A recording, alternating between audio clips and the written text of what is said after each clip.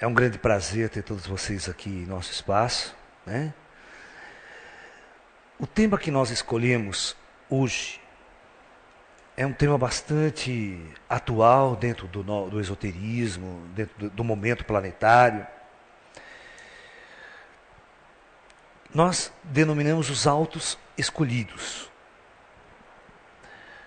Muita gente me pergunta, muitas religiões, quase todas as linhas esotéricas falam das grandes profecias para o final do ciclo planetário, né? Momentos possivelmente difíceis que a humanidade passaria por vários eventos, né? E que haveria um momento em que a humanidade passaria por uma transição profunda, uma transformação profunda e radical. E muita gente defende até aspectos astronômicos, que é uma coisa cíclica, é uma coisa estrutural do próprio sistema universal, como os maias colocam, como alguns defensores, por exemplo, do astro X, de Nibiru, do astro Intuso, que seria um fenômeno natural.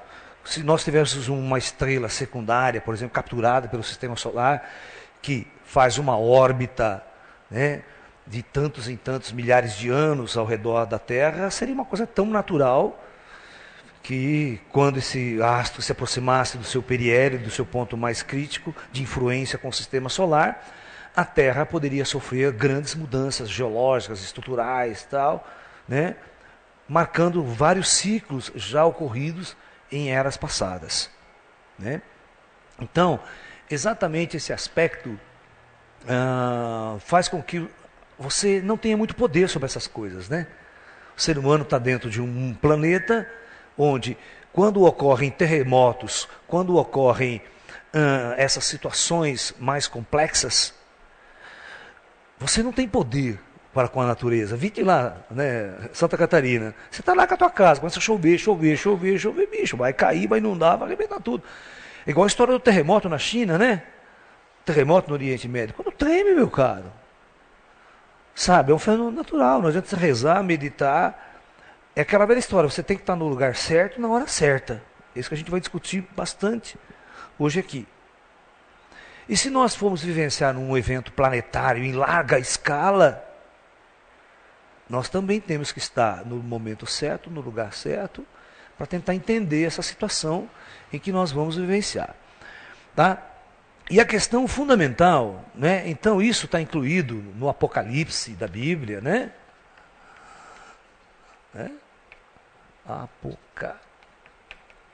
Apocalipse. Está nas profecias do Nostradamus, né? Está nas profecias do grande Edgar Cayce, né? Profeta americano, aquele chamado profeta adormecido, né? As profecias maias, né? Código da Bíblia, essa última profecia moderna aí, discutida recentemente, né? E uma porção de esotéricos modernos, né, defendendo uma transição. As profecias maias convergem até com uma data precisa, né? Ou seja, o famoso 22/12 de 2012. Né? Ok? E a maior parte da religião, e aquela velha discussão toda, quem serão salvos? Né?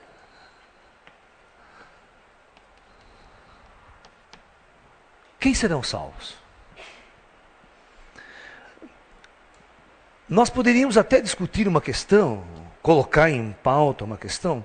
Vamos supor que realmente a Terra entrasse num processo tão violento, a nível cósmico até, a nível estelar, que praticamente, dificilmente haveria condições de formas de vida se manter no planeta por um grande período. Tá? Por exemplo, quando houve a queda do asteroide que extinguiu os dinossauros, você está entendendo? Existe um documentário feito pela Discovery, presta bem atenção, eu vi essa semana, é muito interessante. Eles fazem exatamente o seguinte, Olha, prestem atenção no que eles fizeram. Eles impactam na Terra um asteroide da mesma intensidade que destruiu os dinossauros. E no mesmo lugar, hoje. E eles começam a fazer uma simulação, até como se fosse um filme mesmo, com personagens vivendo, e discutindo. O que acontece? Na zona do impacto, então ele pega várias partes do mundo, grupos, né, na Inglaterra, grupos no Brasil, grupos que estão no Japão, várias partes do mundo, no México, ou seja, nos Estados Unidos, próximo do impacto, ou seja, a 30 quilômetros do impacto, a 1.000 quilômetros do impacto, certo? A 5.000 quilômetros do impacto. E eles vão discutindo qual é o efeito que isso causa durante mais de um ano no planeta Terra. E como as pessoas iriam sobreviver a essa questão. Vocês estão entendendo? O que mudaria na atmosfera, no clima, isso, problema de alimentação, problema disso. É muito legal esse documentário. Está passando agora, então está reprisando muitas vezes. Vocês procurem acompanhar aí na Discovery, que esse material tá muito legal lá. Então, eu fico imaginando, se houver um fenômeno cósmico, a queda de um asteroide, é um negócio que não dá. Você pode, se cair, o efeito é físico, é planetário. Isso que a gente chama de karma planetário, um evento planetário. Né? E a gente sabe, qualquer astrônomo que você perguntar hoje em dia, cientista, cético, materialista, ele vai discutir, ele vai dar, por exemplo, 20 formas que a Terra poderia ir à extinção astronômica. Né? Então, a gente poderia até pensar na possibilidade, se houver um evento que levasse o planeta à extinção praticamente, ou quase à extinção, que seria impossível sobreviver em qualquer condições que você tivesse armazenado em bases e tudo mais, devido à radiação que poderia cair sobre a Terra, aquela coisa toda, que poderia existir uma interferência cósmica, ou seja, dos irmãos das estrelas. Né? Para ser mais brasileiro, né? Dos ET. Forças estelares poderosas poderiam intervir para ajudar a humanidade. Ou seja, poderia até retirar pessoas, levar para locais seguros e depois de um tempo, quando a Terra estabilizasse, trazesse a turma de volta. Mas a pergunta é, quem? Qual é o critério que seria usado e quem seriam os escolhidos? Se isso fosse acontecer. Eu quero que vocês entendam uma coisa, que nós aqui, quem conhece o meu trabalho já há mais de 30 anos, que a gente vem na área trabalhando com essa questão esotérica, olha, eu tenho mais de 150 DVDs. Se você for olhar, mais ou menos uns 5 ou 6, eu falo dessa questão do apocalipse, da transição planetária. A maior parte deles eu falo de um trabalho interior, de uma transformação interior, de uma busca interna, ok? Todo esse processo. Então eu não quero que vocês olhem o meu trabalho como se eu fosse um cara apocalíptico, simplesmente. Não, eu sou um indivíduo que eu trato de todos os assuntos com carinho, com atenção. E essa questão de possíveis eventos apocalípticos eu também vou tratar com atenção, vamos discutir todas as possibilidades e vamos ver o que isso vai dar. Não que eu fique alimentando o apocalipse, certo? Causando terror, terrorismo nas pessoas. Eu tenho uma solução muito simples para essa questão. Sabe qual é a solução simples? Eu sempre falo para as pessoas que estão com medo do apocalipse ou que não estão. Eu falo assim, o negócio é o seguinte, cara. Você bota na manga 2 planos, o plano A e o plano B, na sua vida. É muito simples. Plano A. Não vai ter apocalipse, não vai ter nada. A minha vida vai seguir naturalmente. Vou fazer um trabalho interior, uma transformação da minha vida. Vou buscar espiritualizar. Isso aí. Essa vai ser o meu trabalho na minha vida. Agora, se os eventos começarem a mostrar que coisas poderão acontecer a nível de guerra nuclear, a nível de um conflito mundial, e a nível até de surgir o astro X, de repente você já pensou, cara? Você acorda de manhã e o astro X está apontando o horizonte lá? Ou à noite o bicho começa a aparecer, todo mundo vira um para a cara do outro, e agora? O que caralho faz? Para onde nós corre? Então a gente tem, o bom esotérico, o bom brasileiro, é aquele que tem o plano B na manga, é o plano de fuga. Já pronto, estruturado, eu sei o que eu vou fazer, para onde eu vou, de que jeito, tal, pá, sabe? Ou seja, para não ser pego de surpresa e depois falar, eu não sabia. Então é simples, não precisa ficar assustado, achar que o mundo vai acabar. E se não acabar? E a frustração sua? Já pensou se você pega toda a sua vida, todo o seu dinheiro, tá? Eu vou contar uma história real. Vou contar uma história real para vocês. Isso aconteceu há mais de 15 anos atrás. Olha, faz tempo, hein? 15 anos atrás, era mais ou menos 1980, 90. Eu tenho um grande amigo em São Tomé das Letras, tá? Um senhor, né? Que ele chama Tatá. O apelido dele é Tatá. Ele tem até pousado o Tatá. Ele é um dos mais antigos, ele é o ufólogo da cidade, o cara que já filmou, teve contatos, aquela história toda. Tá? E ele era muito visitado por esotéricos, por pessoas, repórter de televisão, tal. Um dia, presta bem atenção, não vou citar nomes, tá? Mas chega um ônibus, dois ônibus lotados, vindos do Rio de Janeiro,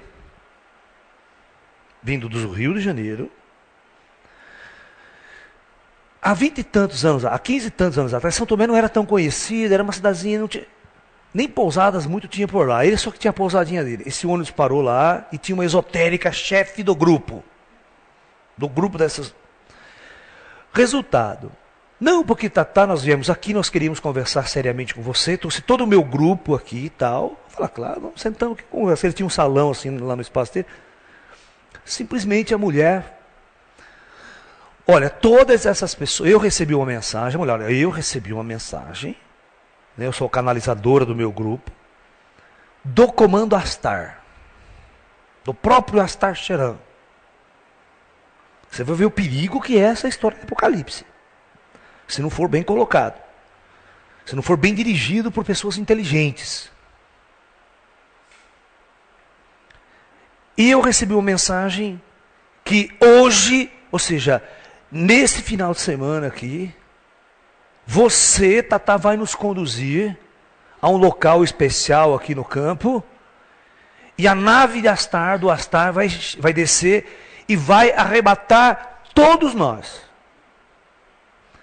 Cara, os caras tinham vendido tudo na cidade. Tudo, vendido apartamento, vendido casa.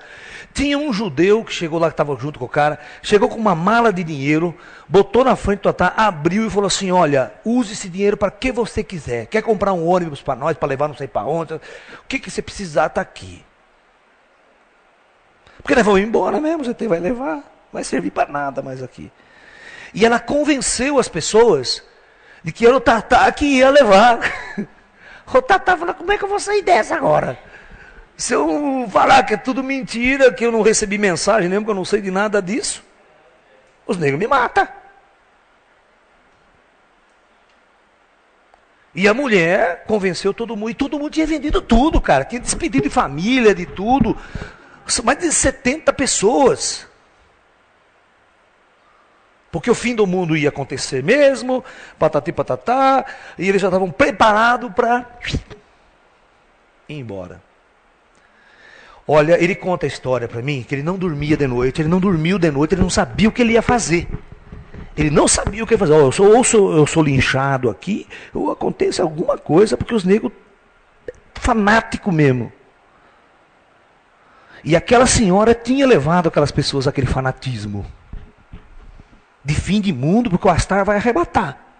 Vocês são os escolhidos. Aquele grupo era o escolhido por Astar para ser arrebatado.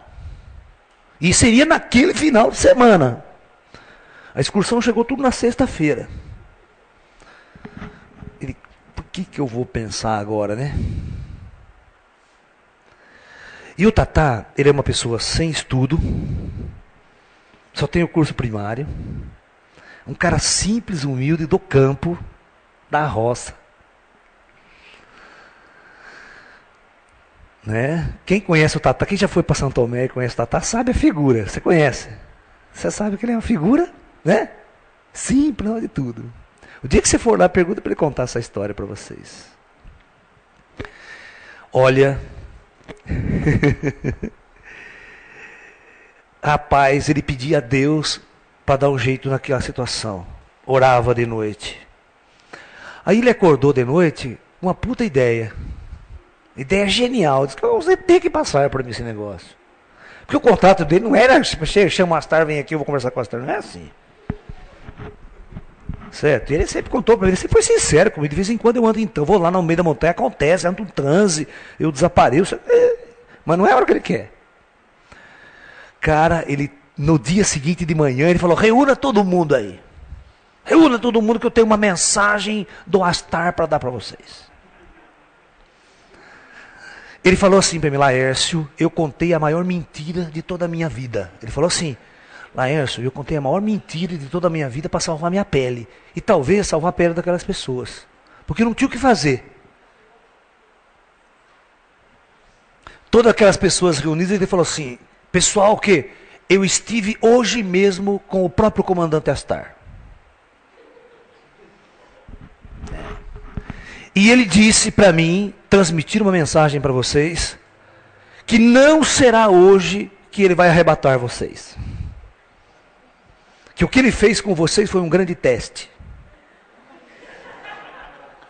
Para saber se vocês realmente estavam preparados, desapegados das coisas da sua vida.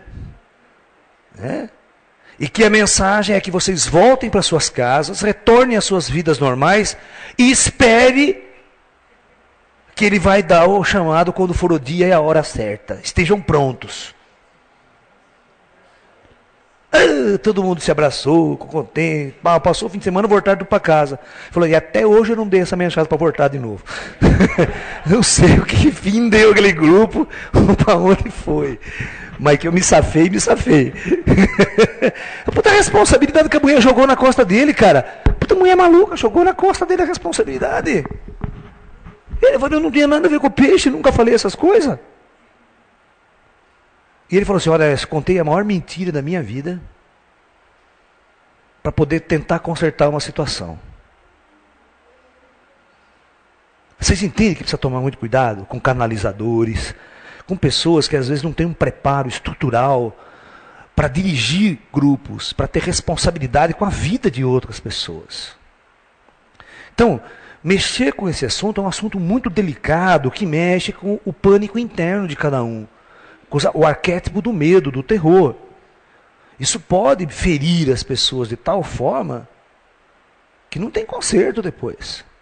Eu lembro assim, que muitas profecias, muitos profetas, ou muitos indivíduos, afirmavam que a virada do milênio que seria o grande boom.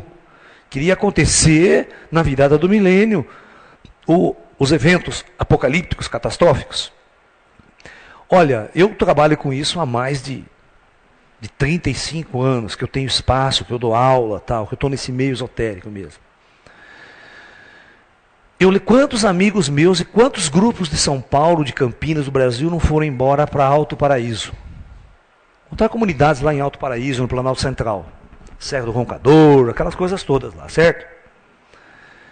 Mas essas pessoas, elas não foram para lá, não mudaram suas vidas, largaram da cidade para fazer uma transformação interna.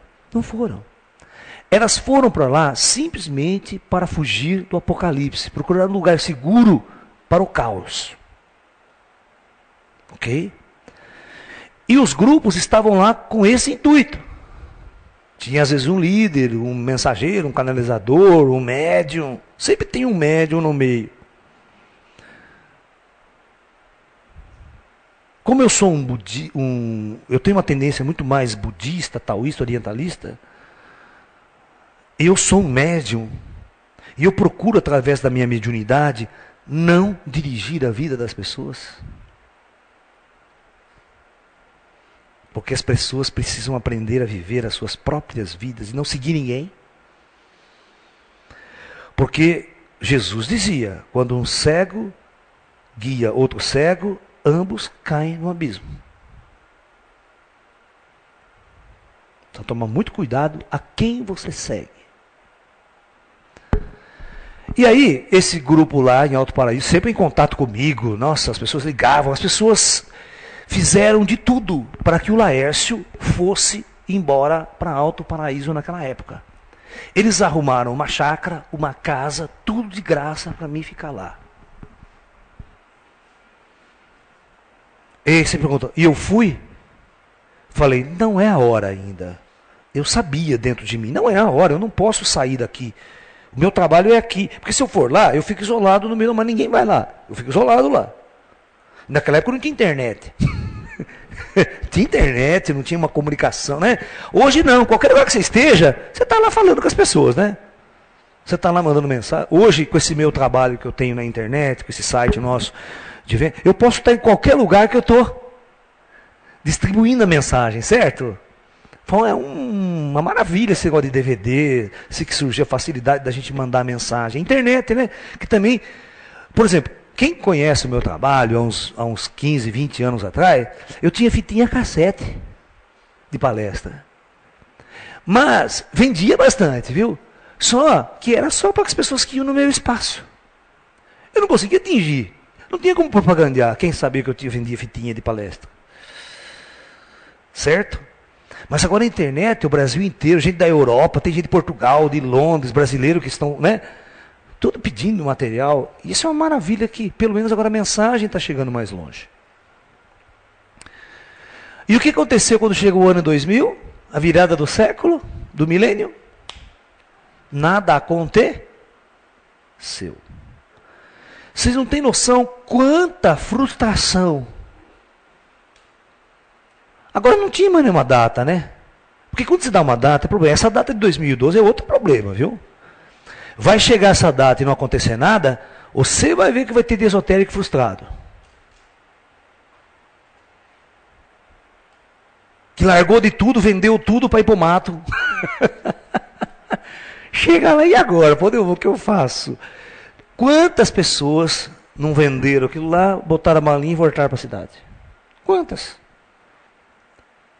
Porque a proposta dessas pessoas não era uma proposta de transformação interior. As pessoas estavam fugindo, tentando salvar sua pele corpórea, sua pele material. Que não precisa de nenhum apocalipse para você morrer, né? Qualquer coisa, uma tombada de um carro no meio da pista e já era. Então é preciso tomar muito cuidado.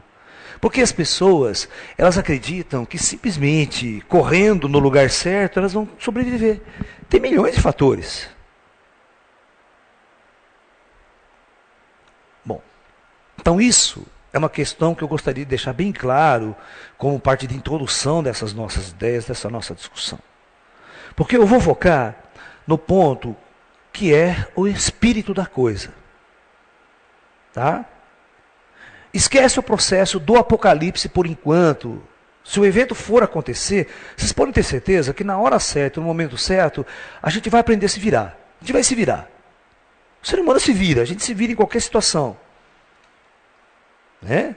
Tem um meu amigo aqui que viveu na Segunda Guerra Mundial na Alemanha, as bombas caindo na cabeça dele. Se virou, né? Está aqui até hoje. Então, a gente aprende a se virar. Estava no lugar certo, na hora certa. Estava num abrigo, né? Entrava no abrigo e ficava lá. É exatamente isso. Está no lugar certo, na hora certa. Se você marcar bobeira. Então, é exatamente esse aspecto. Vamos ver o que significa uma autoescolha. Né? Uma autoescolha. Jesus tem uma frase muito interessante para os discípulos. Uma vez ele estava andando com os discípulos, a hora que ele entra no templo, lá em Jerusalém, um dos caras pega um dinheiro, uma moeda cunhada, uma nova moeda que tinha sido cunhada na época, de ouro, com a cara do César. O rosto do César, assim, que é a cara e coroa, lembra? Que é o costume das moedas, né? De um lado tem a cara, que é a cara do rei, assim, a cara do César. Até hoje as moedas têm uma cara, né? De um cara medieval, de um grego, de um deus romano, né? Sempre tem. Né? Que é a parte da cara da moeda. E tem a coroa. Então, essa cara era o retrato do César, na época. Né? E ele mostra para Jesus, olha que coisa maravilhosa, coisa bonita, né? E Jesus olha para ele e fala assim, o que é isso daqui? É César. Isso aqui é de quem? Quem é dono disso aqui? César.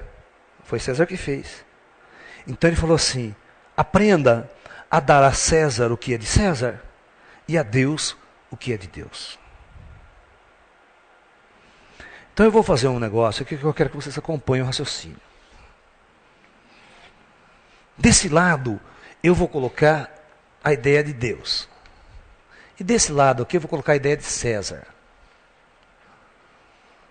Esse é um simbolismo da dualidade esotérica. Essa parábola tem que ser muito bem interpretada. Eu vou colocar aqui, né, a palavra Cristo. E esse lado eu vou colocar anticristo. Ok?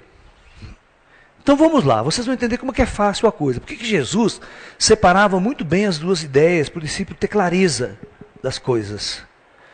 Porque as pessoas daquela época eram muito ignorantes, eles eram muito ignorantes mesmo. Eles não tinham acesso ao conhecimento. Hoje, que a gente acha que tem um pouquinho de estudo, a gente continua ignorante. Imagina aquela época. Jesus dando um discurso com aquela parábola, com aquela forma. Ele tinha que inventar um jeito de fazer a coisa simplificada para as pessoas entenderem o que ele queria dizer. O que Cristo prega? O que o divino prega? Prega o amor universal, o amor cósmico, amar a todas as coisas, amar a Deus, amar o próximo acima de todas as coisas, amar a Deus. E amar o teu próximo, amor, o amor. E que o anticristo e o César prega? O oposto, o ódio, a opressão, a dominação, né? O que Cristo pregava? A união entre os povos. E o que César pregava? Exatamente o contrário. A invasão, o domínio, a dominação, a divisão, a destruição. César sempre pregou a destruição. Você vê, o Império Romano sempre foi invadiu tudo. A terra de Jesus era uma terra invadida pelo Império Romano.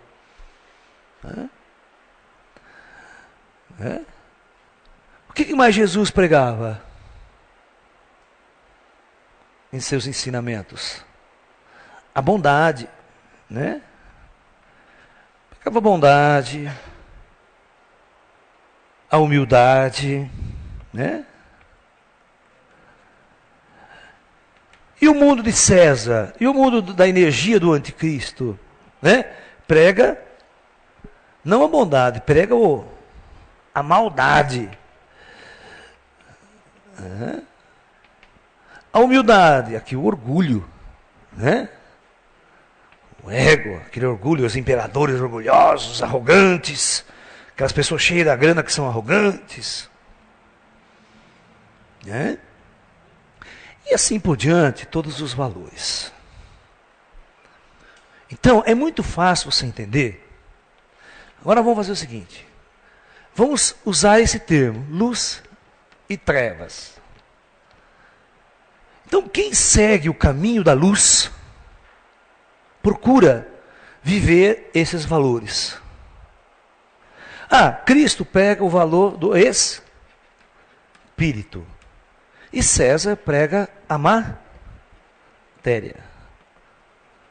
A busca dos valores materiais, da riqueza material. Enquanto Cristo prega a busca do valor espiritual, da riqueza espiritual.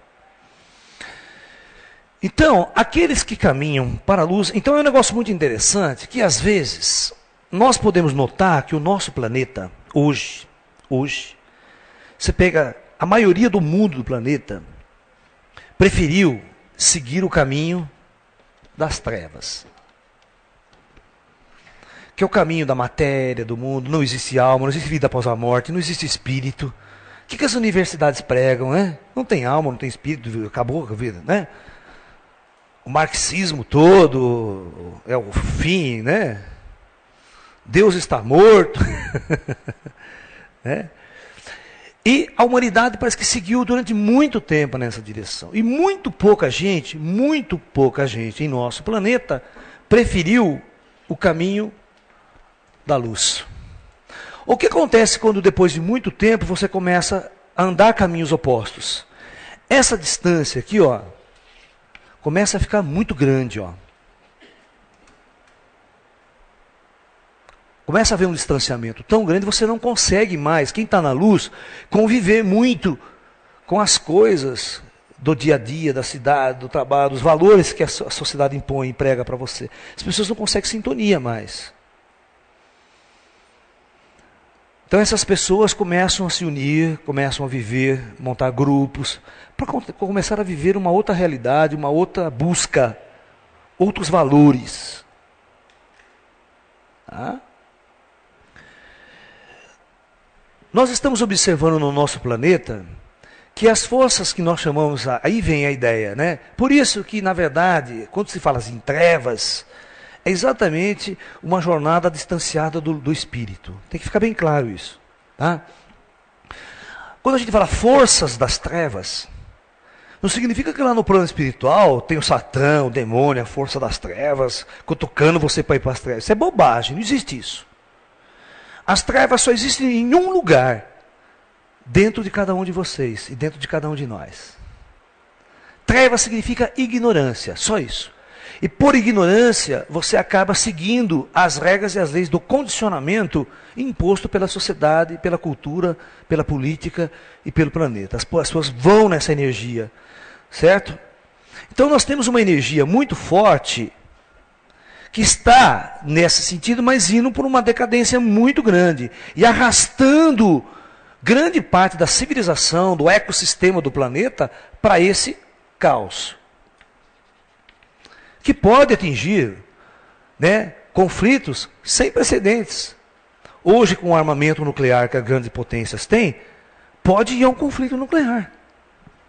Índia e Paquistão pode ir a um conflito nuclear. Você vê, as pessoas brigam o dia todo, né? Veja esse atentado que teve na Índia esses dias, uma coisa bestial, né? As pessoas, né, por valores que às vezes a gente não entende, esses valores que eles estão defendendo. E em contrapartida, a turma da luz está se elevando muito. Certo? Na verdade, aqui há uma distância muito grande.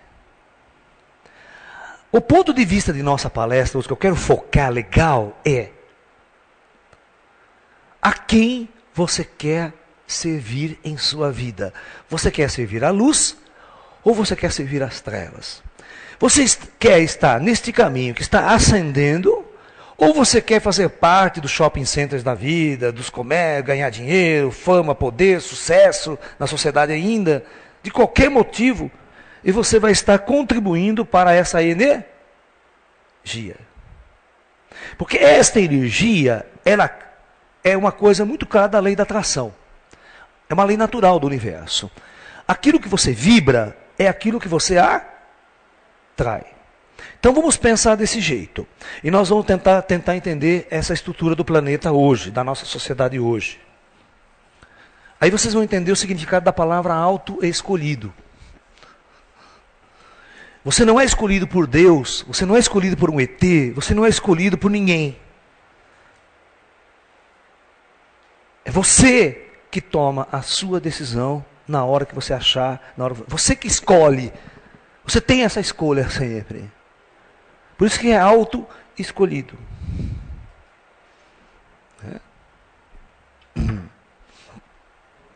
Então, a situação presente de nosso mundo gera muito em torno do que nós chamamos da lei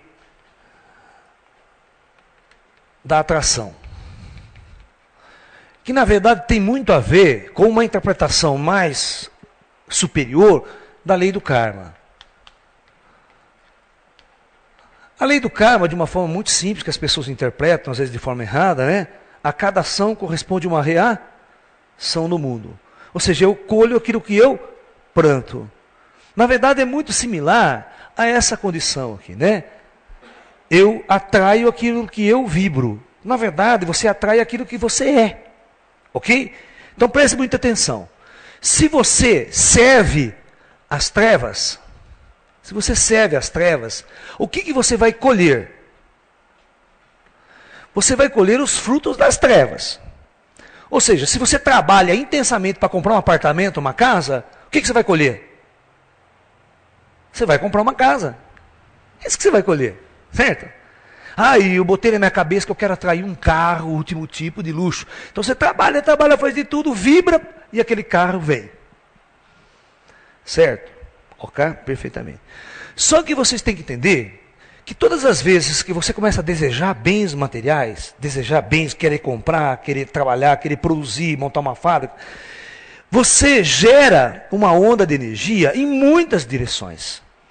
Certo? Primeiro, eu quero montar uma empresa. Aí você se liga, eu tenho que financiar dinheiro de um banco. Aí o banco entra na jogada. Aí o banco está financiando armas do outro lado. E fica tudo aquele esquema. Entra no jogo dos Estados Unidos. A política americana no Oriente Médio com uma política de ódio, dominação, de poder, é o petrodólar, essa coisa toda envolvendo. Então você está no esquema da economia mundial. Você entra na economia mundial, no jogo da economia mundial. Que é especulação, competição, as empresas competem, uma quer pisar na outra, para sucesso, poder, fama. Né? É aquela velha história, eu não consigo entender. Você vê o que é dominação? Eu não consigo entender. Por exemplo, eu tinha, vamos supor, como exemplo, R$1.000 no banco. Trabalhado, suado, né? Aqui no Brasil, R$1.000. De repente, acontece a crise nas bolsas americanas lá. Bicho, da noite para o dia, o dólar subiu 70%. Ou seja, eu fiquei 70% mais pobre. Porque o computador que eu queria comprar, né, ficou R$700 mais caro. Tudo que eu queria comprar do americano, eu não entendo isso daí. Como que um país quebra, vai à falência e o dinheiro dele dobra de valor? Só pode ser uma mágica isso. Né? Só pode ser mágica. Alguém está manipulando esses valores. Isso que eu chamo de exploração do primeiro mundo sobre o terceiro mundo. Mesmo na situação mais doentia do país, ele ainda consegue explorar você e usurpar dos valores. Isso é energia das trevas. Então você trabalha, na verdade, para servir a isso.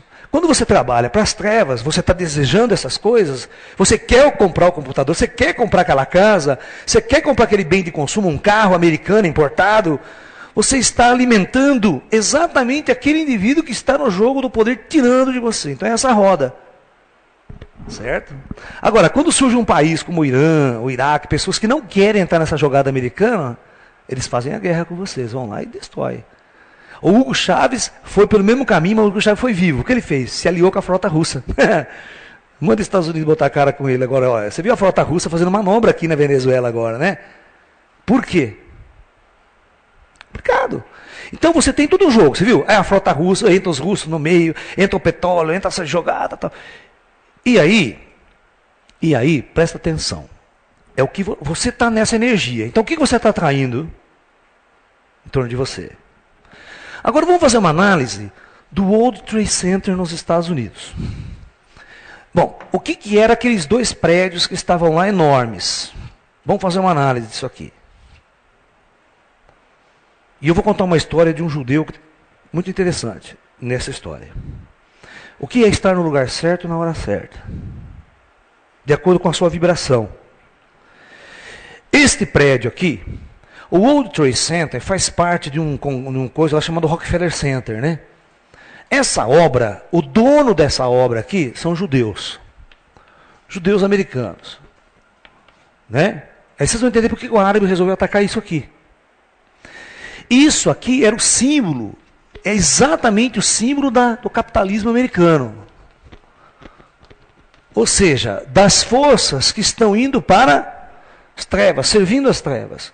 Do ponto de vista dos árabes religiosos, esta é a energia de Satã. Energia das trevas, é a dominação, é o poder, é o imperialismo, é essa dominação. É o cara chegar e falar assim para você, hoje eu vou chegar no teu banco, vou tirar 70% do seu dinheiro para mim. Foi isso que fizeram, e ninguém percebeu, ninguém reclamou aqui no Brasil. Ninguém foi armar uma guerra com os Estados Unidos porque os caras fizeram isso. Agora imagine se eu chego na sua conta bancária e tiro metade da sua conta. Eu vou preso no dia seguinte. Ladrão. Pode tacar na cadeia. Você vê como tem formas muito inteligentes de roubar você e você achar que não foi roubado? Essa é a energia das trevas, uma energia de ladrão, de roubo, de manipulação. Não é energia de amor, de divisão, de bens, né? Fazer os outros crescer, todos têm que crescer essa mesma energia. Por isso que os conflitos mundiais estão se aproximando cada vez mais.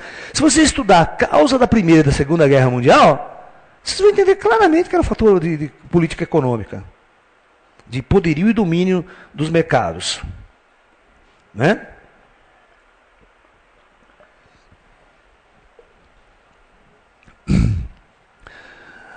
Aí, o que tem esse prédio lá? O que funciona nesse World Trade Center? Quem sabe?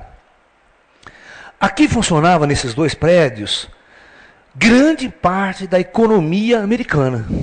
Aqui tinha escritório de grandes empresas, bancos, multinacionais, certo? Grandes empresas movimentavam, porque é o símbolo, é como você tem um prédio na Paulista lá, né? Quem é que vai alugar prédio na Paulista, aqui em São Paulo? Só grandes empresas têm grana para pagar, certo? E que tem muito lucro no mercado para pagar um apartamento ou uma sala num prédio no centro da Paulista. Vocês vão entender isso. Um esotérico vai conseguir alugar um prédio, um apartamento no World Trade Center para trabalhar? Fazer massagem esotérica, fazer reiki, no World Trade Center? Fazer meditação, zen, aula de yoga no World Trade Center. Aluguei um apartamento de $50 mil por mês para dar aula de yoga. Você vê que a energia daquele prédio era uma energia capitalista. Aí, essa energia capitalista, ela simplesmente está em guerra, entre aspas, não declarada do ponto de vista, mas está em guerra com os árabes. Né? Está em guerra com o Bin Laden por um monte de motivos. Se você for analisar as causas lá atrás. Então, veja bem, quando você acorda de manhã, e você segue um destino, você vai para um lugar, você está indo exatamente aonde você está vibrando. Eu quero dizer para vocês, se você fosse uma pessoa mística, se você fosse uma pessoa esotérica, se você estivesse buscando a luz, certamente naquele dia, 11 de setembro, você não ia acordar e ir. Você podia estar nas montanhas, lá na Monte Shasta, na Califórnia. Você estaria com o seu grupo esotérico morando numa fazenda. Você estaria numa academia de yoga, dando uma aula de yoga, com um grupo de... Certo? Então, a tua própria vibração te coloca num determinado lugar natural. Por isso que é estar no lugar certo, na hora certa. O que aconteceu? Este grupo de pessoas que estavam neste prédio estavam no lugar certo, na hora certa, de acordo com a sua vibração. Porque eles estavam em guerra. Vocês podem não entender isso, mas eles estavam em guerra com os árabes, indiretamente. E quando o World Trade Center, os dois aviões bateram, eu pergunto assim, entre aspas, será que morreram inocentes? O que é ser inocente numa situação dessa? Quem é inocente? Quando os americanos entraram na Segunda Guerra Mundial, eu quero que vocês entendam isso. Para os Estados Unidos ir lá no Iraque e colocar 5 mil soldados lá no Iraque, eles tiveram que movimentar quantos porta-aviões, quantos helicópteros, quanta embarcação, quantos aviões de guerra e tudo mais, vai aquela frota. Agora, quem é que mantém essa frota funcionando? Quem é que vai fabricar, trabalhar na indústria de alimento para fazer o alimento que o soldado vai comer? Quem que vai fabricar a bota que o soldado vai vestir? Quem vai fabricar aqueles aviões que custam tantos $1.000, milhões de dólares cada avião, né? O porta-aviões inteiro, quanto que não custa? Carregando aqueles mísseis Tomahawk, cada míssil Tomahawk daquele custa $2 milhões. Vai botando. Então, quanta gente lá atrás que estava aqui, quantas pessoas que estão nessas empresas financiando essa indústria militar americana? E você pega uma fábrica que trabalha 10 mil pessoas, essas 10 mil pessoas estão fazendo uniforme para soldado, fazendo bota, certo? Fazendo rifle, fuzil para o cara levar. Então, vocês têm que entender que quando os Estados Unidos vai para a guerra, na Segunda Guerra Mundial, quando os Estados Unidos, o país inteiro trabalhou para manter a guerra. O país inteiro. Então, se vem uma bomba e cai numa cidade americana, eu pergunto, quem é inocente? Será que é só o soldado que está na frente de batalha que é o responsável pela guerra? Ou tem todo o país que está em guerra? Então, quando o cara... É como os alemães, os ingleses, quando iam bombardear Londres, bombardeavam a cidade. Não interessa se tem civil, se não tem. Porque todos os civis estão trabalhando para a indústria militar de uma forma ou de outra, indiretamente eles estão em guerra.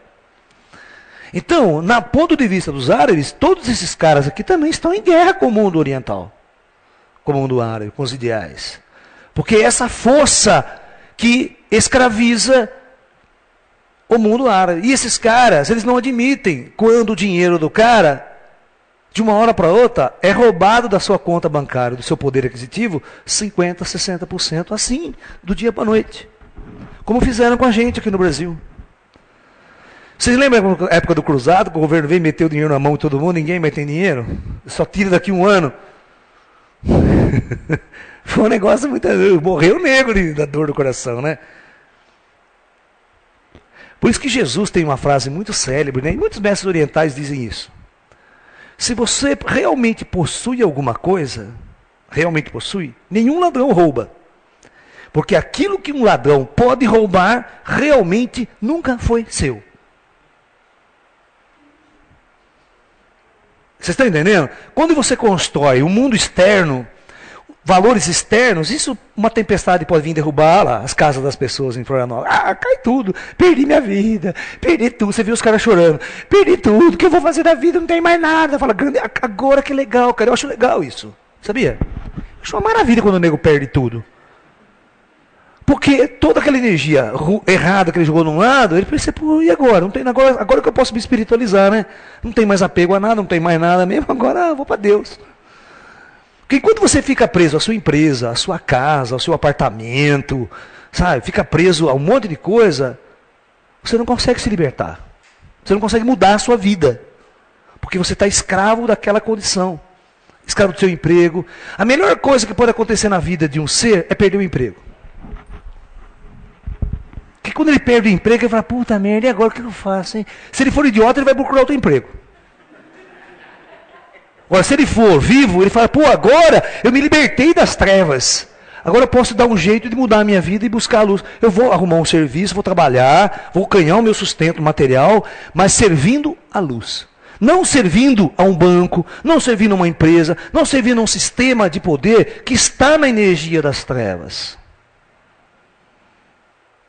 É isso que eu quero dizer, que é a tua escolha. Você tem essa escolha, só que você precisa ser inteligente. Hoje em dia, nós temos grandes mestres no mundo inteiro falando, jogando sementes, colocando ideias, para que as pessoas possam acordar das trevas e procurar o caminho da luz.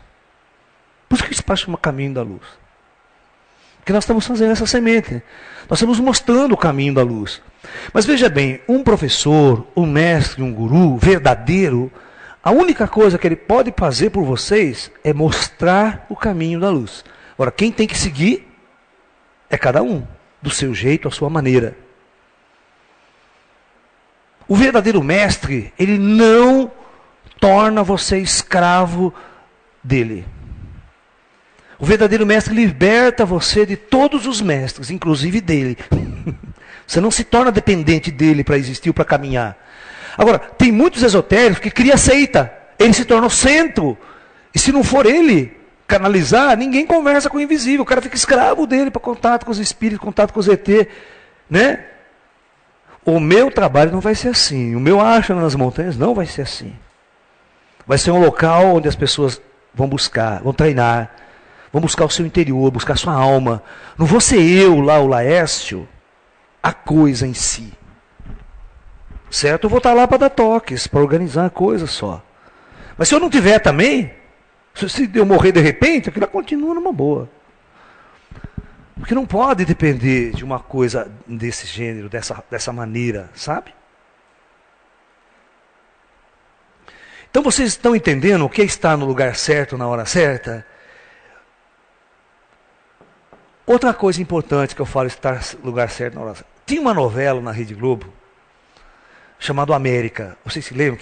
Muita gente já assistiu, deve ter assistido. A história central dela. A história central dela era muito interessante, que tinha a, a Sol lá, né? Chamava Sol na novela, né?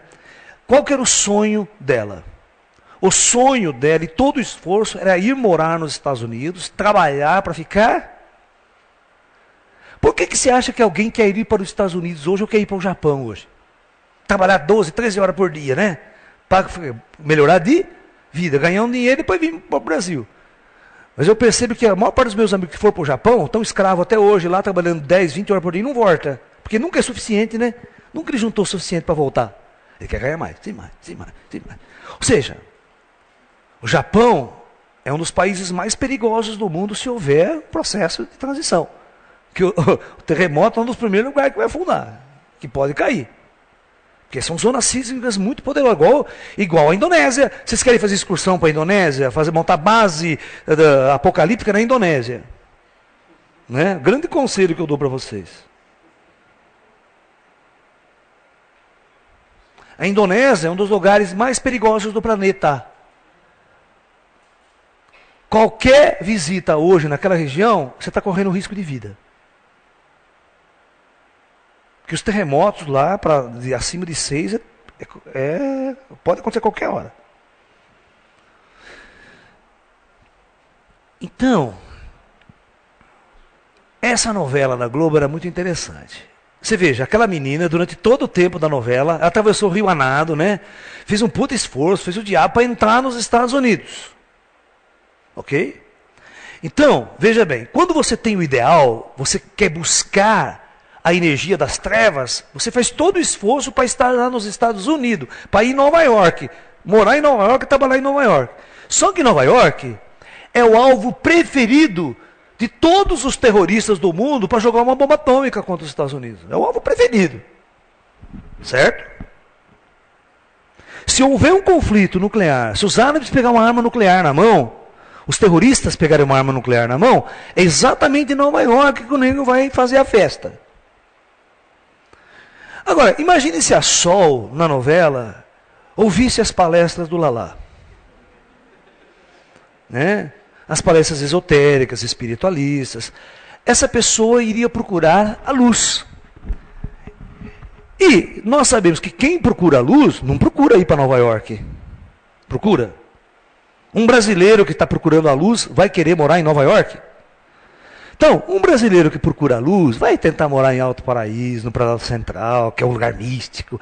Vai lá para o sul de Minas, que já tem muitos grupos esotéricos morando, vivendo por lá, junto da natureza, vivem em harmonia com a natureza. O esotérico percebe que ele precisa voltar às suas raízes naturais, viver em contato com a água, com a cachoeira, respirar ar puro, sair das grandes cidades que é um poço de doença, neurose, de conflito, trânsito, a vibração que fica no ar, aquela energia ruim, de ódio das pessoas, né? Se você for muito grotesco, você não percebe isso. O cara que é muito travado, não é sensível. Eu, em 90, quando eu tive que trabalhar em São Paulo, eu não conseguia entrar em São Paulo. Eu voltava doente, eu voltava com tudo destruído. Se os meus mestres não dão equilíbrio, eu não consigo trabalhar em São Paulo. Então é o último lugar na vida que eu quero estar em São Paulo. Se você chegar para mim, para onde você quer viajar agora? Se você fazer uma viagem internacional, bom, me leva para a Índia, me leva para a China, em algum lugar. Mas visitar Nova York? Só se me pagarem muito para fazer uma palestra, depois eu volto. Porque não está na minha energia. Então veja bem. Aí, isso que eu chamo de auto-escolhido. Você quer ganhar dinheiro, ter fama, sucesso e poder, então as pessoas procuram o local do dinheiro, da grana, do sucesso, da realização. Estados Unidos. O sonho de quem pensa assim é ir morar nos Estados Unidos. Mas o sonho de quem quer encontrar os ETs, ter um contato com a luz, né?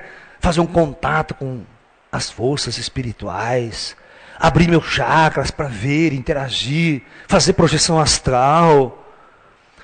Aonde você acha que você vai querer estar? Mesmo sem Apocalipse, esquece Apocalipse. Você vai procurar estar na natureza, nas montanhas. Você vai comprar uma casinha lá perto do Lalá, né? E vai ficar por lá também, meditando zen. Tendo o que comer tá bom. Sabe aquele cara que não se preocupa em comprar calça Pierre Cardin? né? Ele vai lá, compra aquela roupa de saquinho fino lá, tal, meio hippie, 10 conto, né? 10 conto, camiseta de R$ 5, né? Liquidação. Boa, cara. Comida você vai comer da tua horta, você vai plantar, você vai colher, é uma coisa legal. E você vai estar lá meditando, rezando. Aí eu pergunto, o primeiro ataque nuclear vai vir aonde, se ele acontecer? Lá em cima do Lalá, no meio das montanhas do sul de Minas? Claro que não. Isso é estar no lugar certo, na hora certa, de acordo com o quê? De acordo com a sua busca, de acordo com a sua vibração. A sua vibração diz o que você está atraindo. Se você vibrar a luz, você vai atrair a luz. E a luz vai te colocar naturalmente no lugar certo, na hora certa.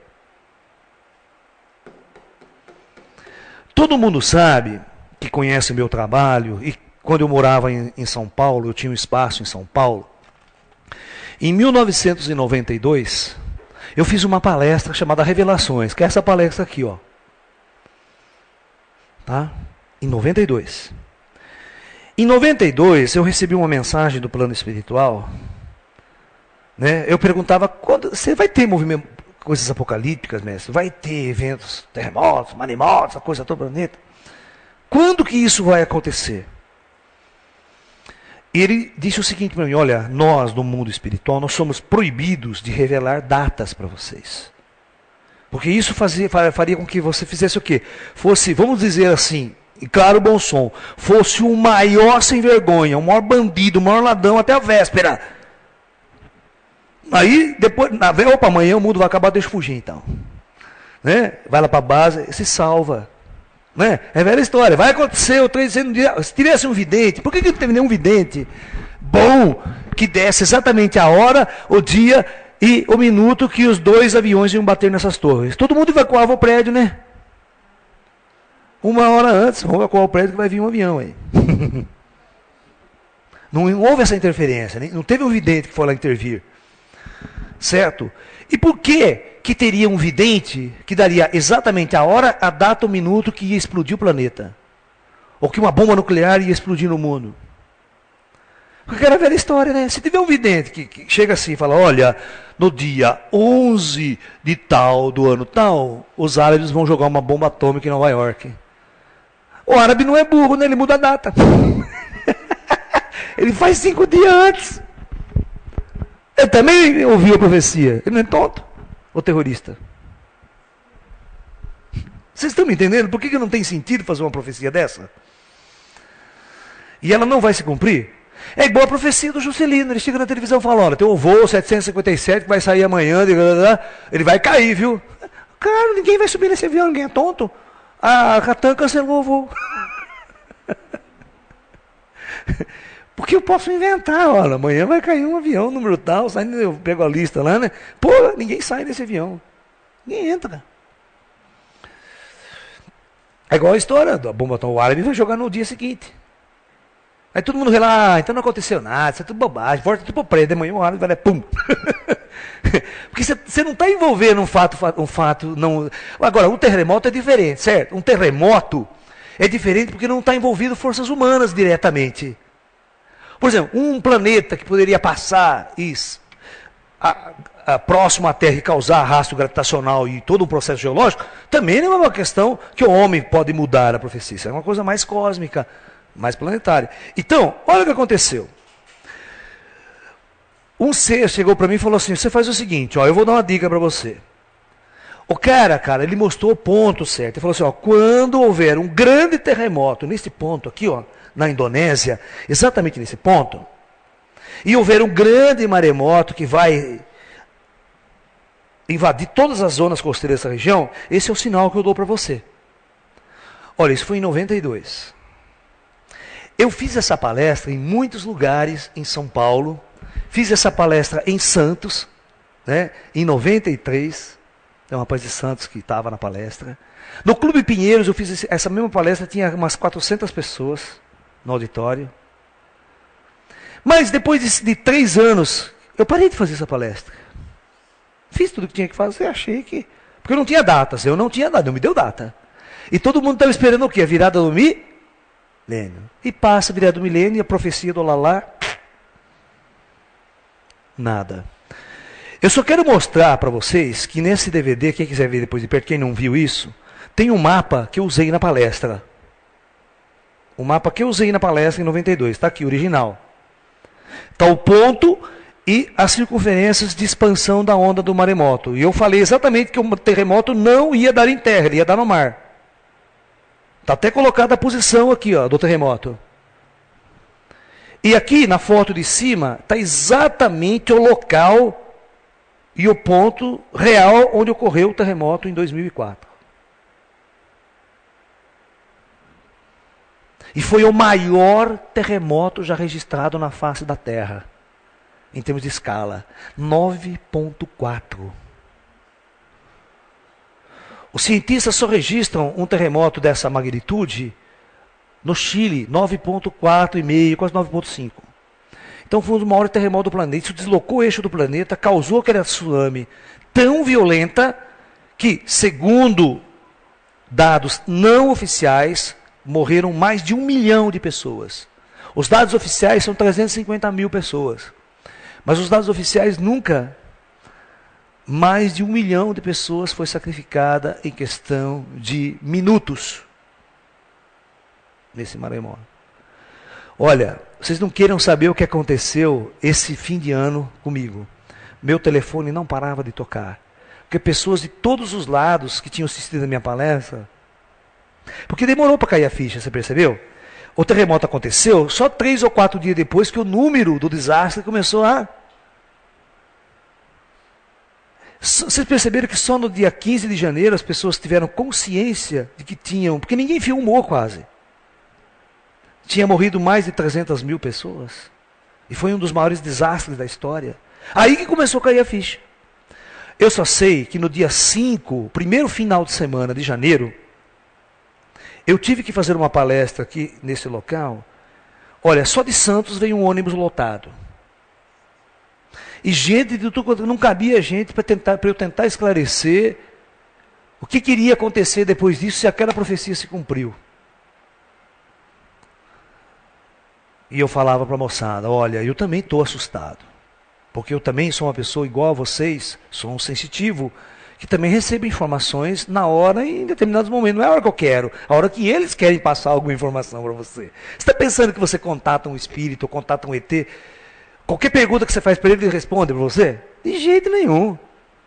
De jeito nenhum. Ele só passa informação que ele está a fim de passar, que eu possa divulgar às vezes. Às vezes ele pode passar uma informação e falar assim, ó, isso aí você não pode falar para ninguém. Isso aí é uma coisa entre eu e você.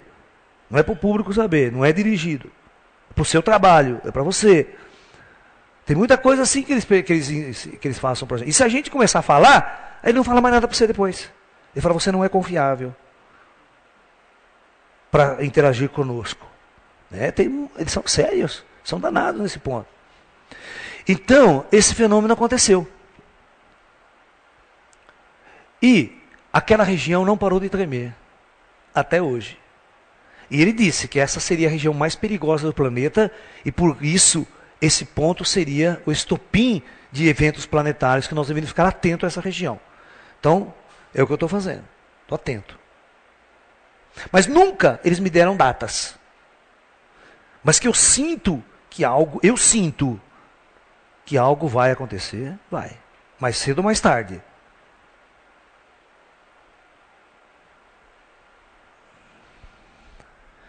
Então, o ponto central dessa nossa discussão é os autos escolhidos.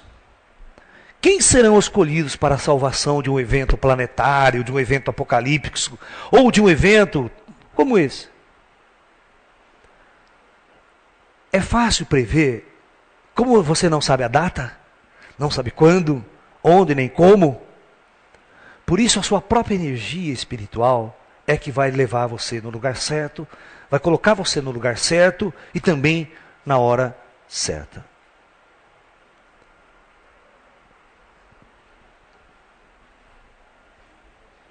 Esse termo foi muito bem utilizado pelo Trigueirinho. O Trigueirinho usa muito esse termo nos livros dele, nas palestras dele, sobre os altos escolhidos. Quem já leu o livro do Trigueirinho, né? Ele fala muito sobre os altos escolhidos. São as pessoas, você tem a sua escolha em todo momento da sua vida.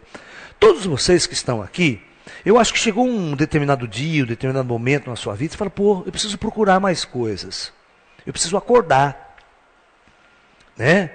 E parece que houve um chamado, né? Um chamado invisível, não é verdade? Ninguém sabe por que entrou nessa. Às vezes tem aquele cara, né, igual que a gente brinca, já fui um bêbado, já fui um drogado, já fui não sei o quê, agora encontrei Jesus. Né? Aquela musiquinha lá, agora estou salvo, agora vou para a luz, né? Ou seja, tem um momento de transformação do cara, que ele assume aquele sinal, aquele chamado. Eu pergunto para você, você sabe o que é esse chamado? Da onde vem esse chamado? Por quê? Você desperta e a tua irmã não. Naquele dia, naquela hora. O teu marido não. Acha que você é uma louca. Tem muito disso. Tem muito porque as pessoas não despertam na mesma hora, no mesmo momento, no mesmo momento, na família. Por isso que Jesus chegava assim, Jesus falava, tem um texto no Evangelho muito claro, fala assim, ó, vocês pensam que eu vim para unir a humanidade? Vocês estão muito enganados, eu vim para causar desordem, eu vim para separar filho de mãe, filho de pai, pai de família. Eu vim para separar o joio do trigo. Eu vim para resgatar as almas que estão num nível de consciência kármico, pronto para vir para a luz. Esse é o papel do avatar. E ele causa muito agito quando ele faz isso numa família. Porque você pega uma família, tudo bem, um lá, quero ir para a luz, quero meditar. Não, você vai fazer faculdade, você vai fazer medicina, meu filho. Vai fazer engenharia para trabalhar na firma do pai. O filho fala, estou fora, quero estudar música. Eu quero montar uma banda de rock, meu filho. Opa, eu tenho um amigo assim aqui. Exatamente, depois que ele assistiu palestra minha, ele se libertou. Mandou o pai a merda, vendeu a fábrica, pagou tudo isso, está tocando rock até hoje. É verdade. É. Eu falei, você tem que ser você. Você não tem que ser seu pai, nem a indústria, nem o que. Você tem que ser você. Por isso que tem aquela frase, seja feliz agora. Aqui e agora, não é amanhã, não é depois, daqui a 100 anos. Tem gente que espera aposentar, né, para depois fazer o que gosta. Aí, meu, aí já tá tudo fedendo já, né? Aí já não dá mais. Vocês sabem como é que acontece essa autoescolha, esse autochamado? Eu vou tentar explicar de uma forma mais esotérica agora, tá? Mais mística mesmo.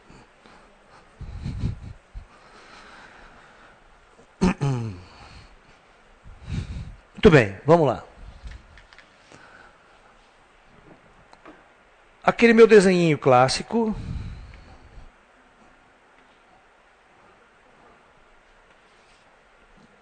Aquele desenho clássico, né? Do comando planetário, das dimensões espirituais e a pessoa encarnada na Terra, que é o plano astral.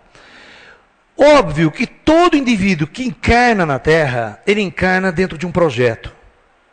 Isso é ponto passivo. Todo indivíduo que encarna possui no plano astral os seus mentores que são responsáveis pela sua encarnação. Os caras que dirigem mesmo a sua jornada na Terra. Eles preparam, escolhem a família, onde você vai, tudo é preparado por uma comissão de seres. São trabalho do projeto Terra. Esse comando espiritual sabe quantas encarnações você já passou pela Terra. Quantas experiências kármicas você já arrastou e resgatou. Então, essas forças espirituais conhecem a sua ficha corrida. Todo ET, vamos supor que o ET, vocês vão lá buscar um contato com o ET. Antes do ET dar um contato para você, aparecer na tua frente, ou abduzir você para a tua nave, ele vai buscar a tua ficha, cara. O ET. As abduções não acontecem por acaso, os contatos com o ET não acontecem por acaso. Nem o contato com o espírito acontece por acaso. Tá? Por isso que tem muita gente, não vi nada até hoje, não vejo nada. Você não vê nada porque não está no seu momento. Na hora certa vai acontecer. Aí diz que ia ter. Quando que eu vou ver o Astar Sharon, né? O Astar, depende. Esse comando espiritual, o cara vai buscar a ficha lá. Você está querendo ver o ET. O ET, ele registra nos seus instrumentos a sua intenção. Se você jogar uma intenção no espaço, é registrado por equipamentos altamente sofisticados que essas inteligências possuem. Então, ele já observa, às vezes o comando extraterrestre está operando aqui, ó, com bases operacionais nessas dimensões astrais na Terra. Quando um grupo se reúne aqui embaixo e eleva o pensamento para ET ou para seres da luz, essa energia é captada pelos instrumentos desses caras. Esses caras já são muito interessantes. Pô, a Terra é um planeta de trevas, né? Nego só quer ganhar dinheiro, só quer trabalhar, não sei. De repente tem um grupo lá chamando nós. Vamos lá, o neguinho já, Regi já desce. Já vem dar umas voltas aqui. Eles pegam os instrumentos na mão assim. Né? Vou até brincar, scanner de karma. Scanner de karma. O cara chega assim, já puxa a tua ficha toda. Né? Já entra em contato com o computador acástico do seu comando lá, já vem aqui. Que estão tudo ligado em rede. Já sei quem que é esse cara. Né? Aí o ET, o que ele faz? Ele vem diretamente aqui, ó. Conversar com seus comandos. E aí, podemos ou não interferir com aquele cara? Vai atrapalhar o karma dele, a experiência planetária dele? Está no momento? Podemos interferir? Podemos atuar também? Se o teu comando der a ordem, no dia seguinte você está ferrado. Porque eles vão descer com tudo. Eles vão descer com tudo, invisivelmente. Eles vêm como espíritos. Eles vão começar a mudar você. A primeira coisa que eles fazem, tem duas atividades que eles costumam fazer. Primeiro, você está deitadinho lá na sua caminha, bonitinha. Todo mundo sabe que todo dia à noite você sai do corpo. Só que a hora que volta você não se lembra. E se dormir? Então tem um tipo de operação que eles fazem muito comum. Ele se interessou por você? Beleza, deixa ele dormir. O cara dormiu, os caras vêm aqui, arrancam você do corpo e levam embora para a base operacional dele. Em espírito, leva lá. Lá eles deitam você numa cama, vem com o equipamento e implanta em você. Implanta mesmo, aparelhinhos, tal, no teu corpo astral. Ele traz você de volta para casa. Aí você acorda no outro dia.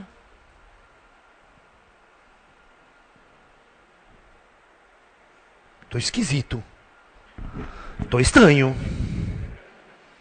Não sei o que aconteceu. Aí você está andando para a rua, passa numa livraria. Pela primeira vez na vida, você vê uma livraria esotérica. Olha, cara, isso me interessa. Aí você entra. Aí você vê um livro, vê um DVD do Lalá lá. Deixa eu ver o que esse cara está falando.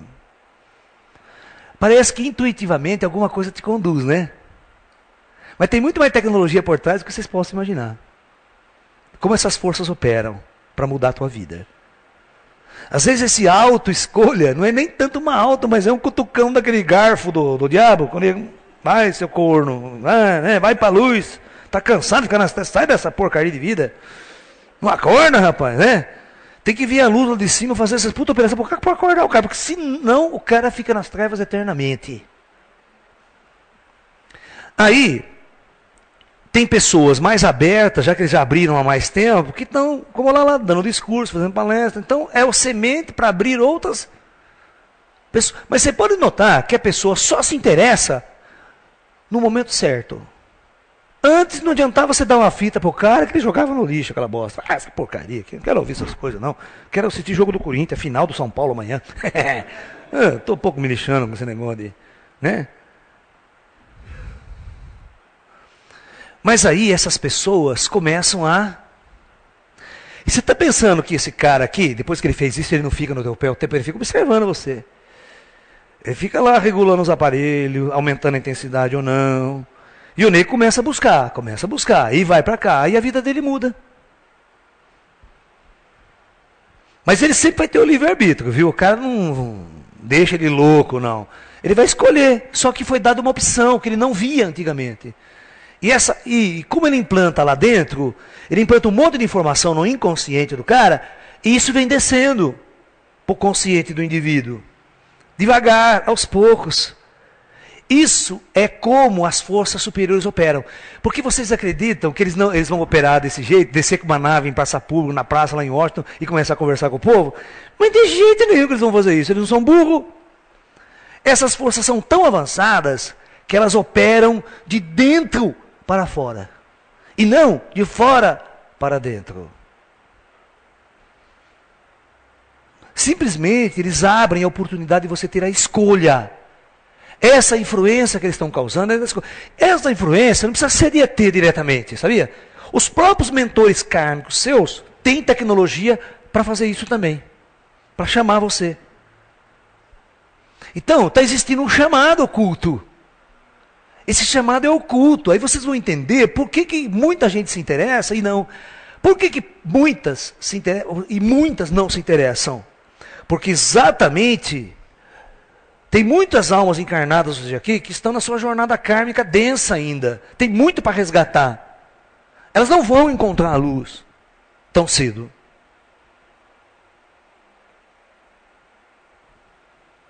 Então, aprendam por assim, quando você fizer a sua escolha, não se preocupe com seus filhos, com seu marido, com seu pai, com sua casa, com sua empresa, com sua fábrica.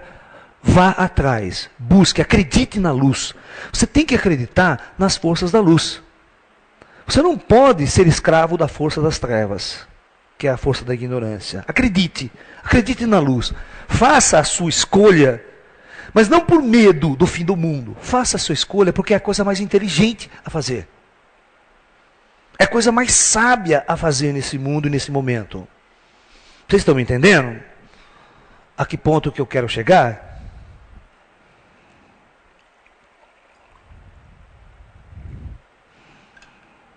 Essa é uma escolha de cada um. Escolher o caminho da luz. Escolher o lado da luz. Ajudado por essas forças. Aí você vai entender, essa explicação que eu dei, é só para você entender por que muitos acordam e outros não. Vivendo na mesma casa, tendo influência da mesma família. Né?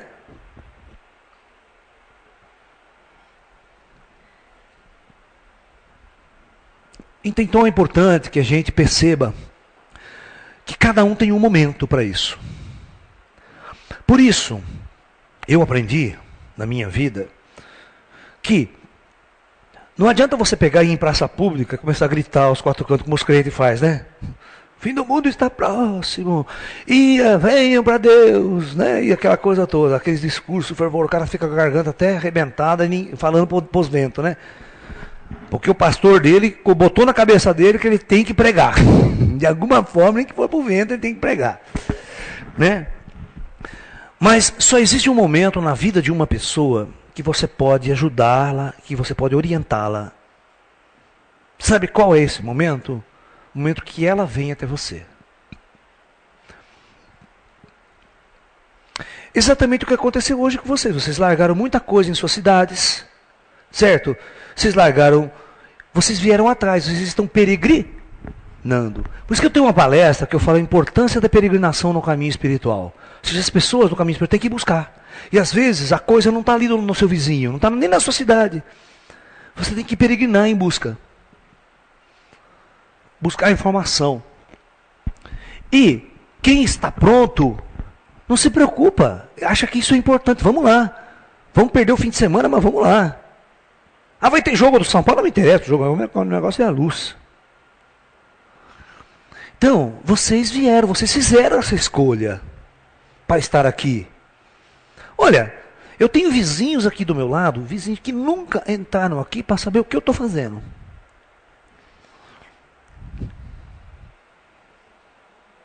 As portas estão abertas. Né? As minhas palestras são propagandeadas na televisão aqui em Limeira. Mas quantos aparecem? Quantos vêm? Aqueles que estão buscando. Aqueles que estão buscando, vêm. E eu só posso falar para aquelas pessoas que estão buscando. Vocês estão me entendendo? Tem pessoas que não vão ter condições de entender o que eu estou falando. Se entrar um crente fervoroso aqui, ele já vê o demônio em mim aqui. Já, o Satanás está falando, vai fora. Não tem como conversar com ele, né? Não tem como discutir, ele não tem como ouvir você. Então ele não está no momento de te ouvir. Por isso, eu chamo isso de autoescolha. Vocês escolheram buscar. E eu tenho certeza que hoje você está aqui, amanhã você está não sei aonde, amanhã você está lá, você está lá, você está lá. Você está buscando. Você está buscando. Assim como eu também busquei, olha. Treinei Kung Fu, Tai Chi a minha vida toda, meditação, yoga. Né? Larguei tudo. Quem conhece minha história sabe que em 83 eu larguei tudo. Larguei universidade, larguei emprego que eu tinha de professor de cursinho, de colégio, do ângulo, de cursinho. Larguei tudo para viver o meu lado, até para buscar a luz. Ou seja, estar totalmente dedicado a esse caminho. Para procurar nunca mais na minha vida servir às trevas. O fruto do meu trabalho é a luz. Se eu ganhar um sustento para me comer, vai ser através da luz. Vocês entendem o que eu quero dizer? Então essa busca é uma busca que ela acontece. Só que tem uma coisa, o Osho no livro dele, quem conhece o Osho, tem um livro dele que ele fala assim, olha, chame 1000 pessoas. Chame 1000 pessoas. Ele fala assim, 100 aparecerão. Dessas 100, 10 te ouvirão. E dessas 10, uma te compreenderá.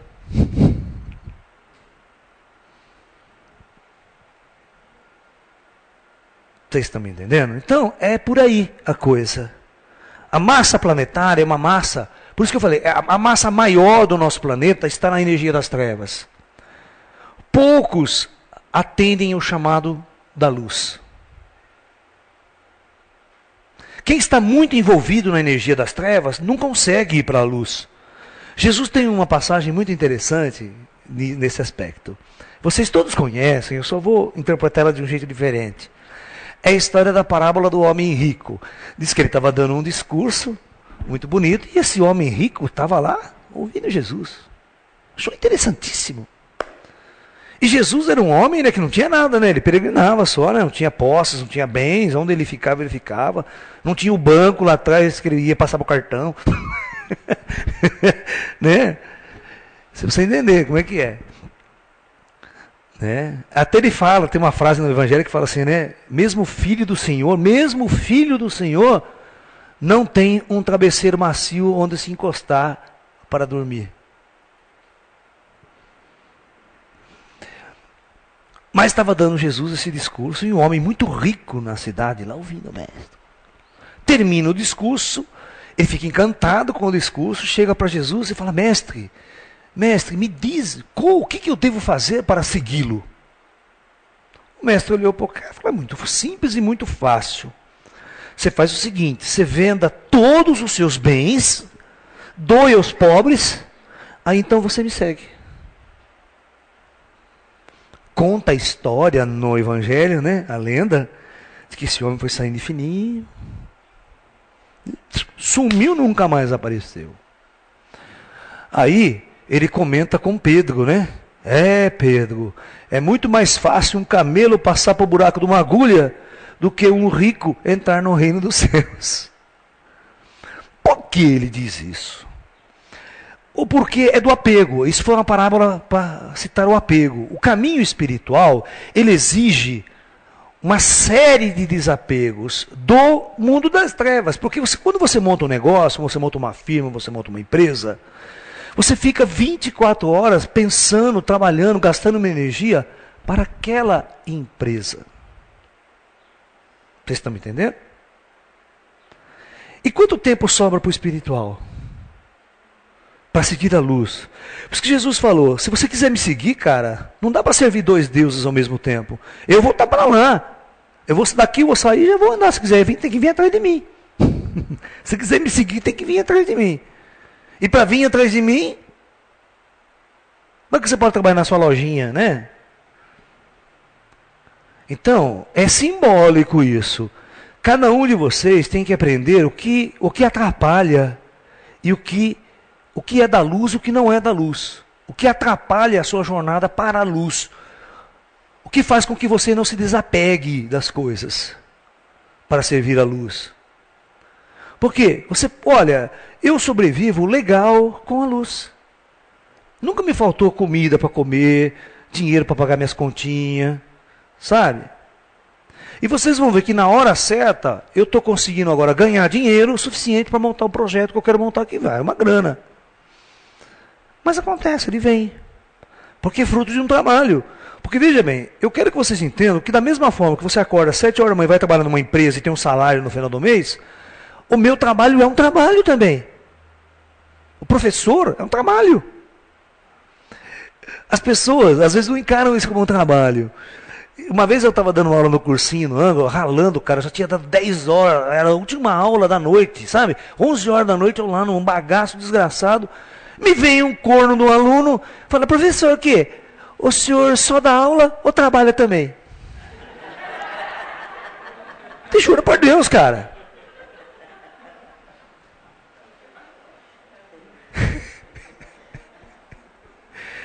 Eu olhei pra cara do aluno e falei, puta merda, não. Professor não vale uma merda mesmo nesse país. É? Perguntaram para você também? E perguntaram para ela também. Parece que os caras não veem esse trabalho como trabalho. Parece que trabalho tem que produzir alguma coisa material, né? Aí parece, né? Aí parece objeto ali material. Olha, fiz isso, ó, vende agora. Isso é trabalho. Mas quando você faz um trabalho subjetivo, né, que não tem um fruto que você pega, palpável, que é a educação, né? Quando você vai numa loja, compra uma calça de 150 conto, pô, você fica até orgulhoso com a calça, né? Olha, bota a calça, vai desfilar depois, né? Todo pomposo. Mas quando você vai e paga um curso de 100 reais, você volta para casa e parece que está com a mão vazia, parece que me enganaram, me enrolaram. É uma sensação subjetiva muito forte. Você está me entendendo? Você volta para casa, não trouxe nada, não gastou nada, e agora o que eu faço? As pessoas não têm costume de pagar o subjetivo, porque o mundo dela é tão material, que os valores delas são materiais. Ela tem que ir no shopping comprar uma coisa e trazer debaixo do braço. Ela sente que comprou, preenche o vazio, né? Agora, quando você investe no espiritual, o espiritual é interessante, porque ele é subjetivo. Ele não é material que você está palpando o quanto você comprou, o quanto vale. Por isso que as pessoas, às vezes, que investem no espiritual, eles ficam meio, né? Eles ficam meio com uma sensação de perda no começo. Uma sensação de perda. Porque não vem o objeto na frente dele. E é duro trabalhar com isso no começo. É um conflito interno muito grande, porque nós somos treinados a trabalhar e receber no final do mês. Né? Então é muito importante tomar essa consciência também, sabe? Que o espiritual é uma coisa que é extremamente para a sua alma, é o alimento, é a riqueza da tua alma, você está enriquecendo a sua alma, o teu ser. Aquilo que está interno a você, o caminho da luz, é o caminho da riqueza interna. Não é o caminho onde você constrói edifícios externos. Eu conheço pessoas ricas, que ficaram ricas da noite para o dia, cantores de rock, cantores sertanejos, que são amigos meus, que da noite para o dia construíram um universo em torno de si, de uma riqueza material invejável. Agora eu pergunto, quanto foi investido lá dentro?